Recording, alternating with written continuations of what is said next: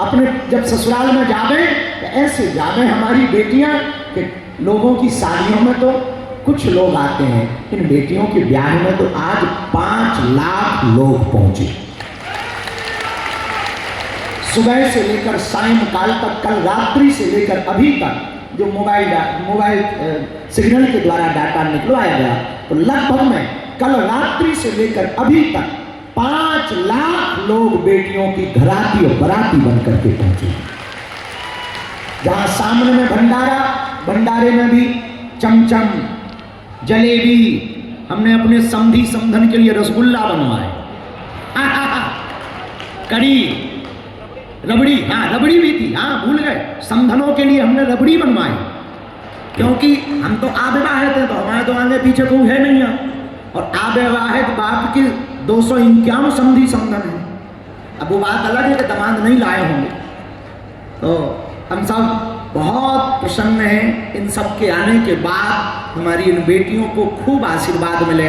और पूरे देश को हम यही कहना चाहते हैं, हमने जो अपनी बहन के विवाह में दुख भोगा है, कृपा करके आपसे प्रार्थना है, नारायण मंदिर में तो है, पर अगर नारायण को तुम्हें प्रत्यक्ष देखना है तो तुम नर सेवा करना प्रारंभ करो। अगर तुम नर में भगवान को नहीं देख पाए, मनुष्यों में भगवान को नहीं देख पाए, तो मंदिर में का भगवान तुमको दिखना कठिन है। अगर तुम जगत में परमात्मा को नहीं देख पाए तो जगदीश का दिख पाना तुम्हारे लिए कठिन है। इसलिए हमें लगता है भगवान का मिलने का सबसे सरल रास्ता यही है, जिसकी जितनी सामर्थ्यता हो। जब राम सेतु बन रहा था तो राम सेतु में सब बड़े बड़े बंदर पत्थर लेकर के जा रहे थे, पर एक गिलहरी एक मुंह में जो है अपने मुंह में छोटा सा रेत का कण भर करके ले जाती और जाकर के दोनों पत्थरों के बीच में डाला और फिर वापस आती। हनुमान जी नाराज हो गए, अरे गिलहरी तू बार बार यहाँ वहाँ भागती है, कहीं किसी का पैर रख जाएगा, चिपल जाएगी, मर जाएगी, भाग इधर से। गिलहरी दोनों हाथ ऐसे खड़े करके चीची चीची करती हुई खड़ी हो गई। बोले महाराज तुम सेवा कर रहे तो क्या हम नहीं कर सकते? आप भी राम जी की सेवा में लगे तो हम भी तो लगे, हमें भी तो सेवा करने दो।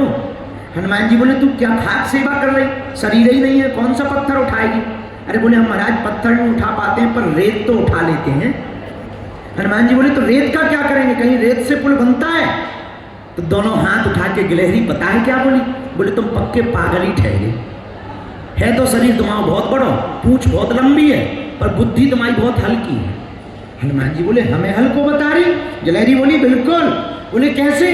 गिलहरी कहती महाराज जब आप पुल बना रहे तो 2 पत्थर जोड़ रहे तो दोनों पत्थरों के बीच में एक छोटा सा स्पेस रह जाता है, छोटी जगह रह जाती।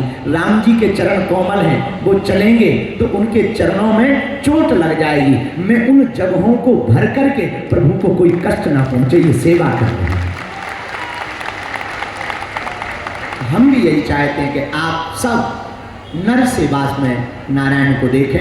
आज का ये उत्सव उन बेटियों के मध्य में 251 इन बेटियों की आज विदा भी होगी। अभी दिन में प्रसन्नता थी, अब जैसे जैसे शाम होती जा रही है तो मन एकदम भरता चला जा रहा है कि वो बेटियां। अभी जब हम नीचे उतरे थे तो एक बच्ची को छत्तीसगढ़ वाली मिली हमें, कहाँ गई?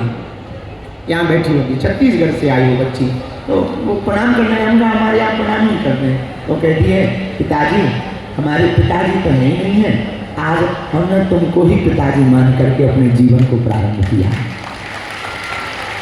वो भाव एकदम अंदर से झुंझला देता।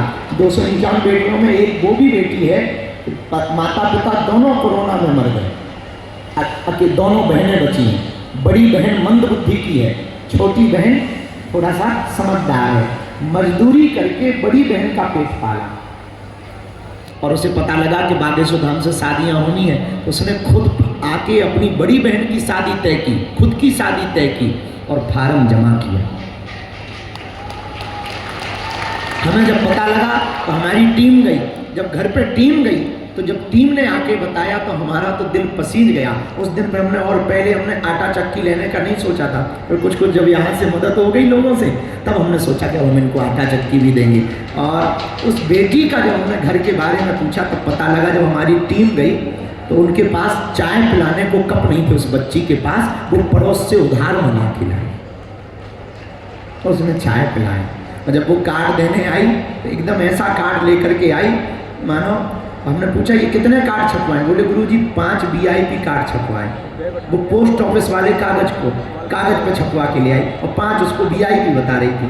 हम कहा कितने का पड़ा? वो बड़ी चिल्ला करके बोली गुरुजी 1.25 रुपया का पड़ा। तो हमारी आंखों से उसके फटे हुए कपड़े देखकर, वो दुपट्टा फटा देखकर, उसकी वो दीनता को देखकर हमारी आंखें पसीज गईं। हमने तो उस दिन के बाद दिन रात और कोशिश की कि हमारी बेटियों के विवाह में कोई कमी ना रह जाए। तो हमारी बेटियों, जितने भी यहाँ बेटी खड़ी हैं, हमारी बेटियों, और आज तुम नव दाम्पत्यमय जीवन में जा रही हो, आज से तुम्हारा घर बागेश्वर धाम है। इसे तुम अपने पिता का घर मानना और बड़े प्रसन्नता पूर्वक रहना और मुस्कुराते हुए रहना, और तुम खूब अच्छे से जीवन जीना। हमारे तन में जब तक प्राण है, हम तब तक तुम्हारे साथ हैं। और आगे जब फिर भगवान कृपा करेंगे, फिर हम हाँ, अगले साल में बेटियों तुम फिर आना, तुम्हारी दूसरी बहनों का ब्याह होगा, तो उसमें तुम सम्मिलित होने जरूर आना और खूब अच्छे से सब लोग रहना। बस यही भाव के साथ में मंचासीन सभी अतिथि, इसी संकेत को लेकर, इसी संदेश को लेकर हमने प्रण लिया है कि जब तक हमारे तन में प्राण रहेंगे, जब तक बागेश्वर धाम रहेगा, तब तक धाम की दान पेटियों में आने वाली चढ़ोतरी से और लोगों के द्वारा दिए हुए सहयोग के रुपयों से गरीबों की बेटियों का घर बसाया जाएगा।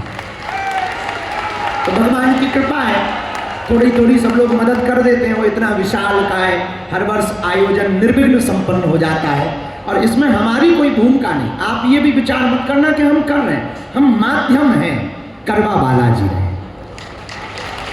और सब लोग जुड़ मिलकर के कर रहे हैं। पूरा बागेश्वर परिवार जुड़ मिलकर कर रहा है। गांव वो तैयारी 3-3 महीने पहले से चलने शुरू हो जाती हैं। मंडप बनने की तैयारी, भंडारे की तैयारी, टेंट की तैयारी, फार्म जमा होने की तैयारी, फिर उस पर सर्वे होता है, फिर एक एक सामान चेक किया जाता है, कौन सी कंपनी का आएगा, double bed, sofa, LED TV, press, kitchen set, gas, चूल्हा, सिलेंडर, और इतना ही नहीं, उन बेटियों के लिए एक एक सोने की नाक की कील, पायल, बिछिया, बाल मुकुंद जी, और एक एक सिलाई मशीन, एक एक मिक्सी मशीन, और उन बेटियों को आत्मनिर्भर बनाने के लिए एक एक आटा चक्की और कानों के टॉप, बर को कपड़े, बेटियों को कपड़े। हम चाहते हैं ये वो बेटियां जब घर जाएं ना, अपने ससुराल जावें, तो ये ना कहें कि हमारा परिवार साधारण है। ये बेटियां घर जाएं तो बड़े गुमान से जाएं कि हम बागेश्वर बालाजी की बेटियां हैं।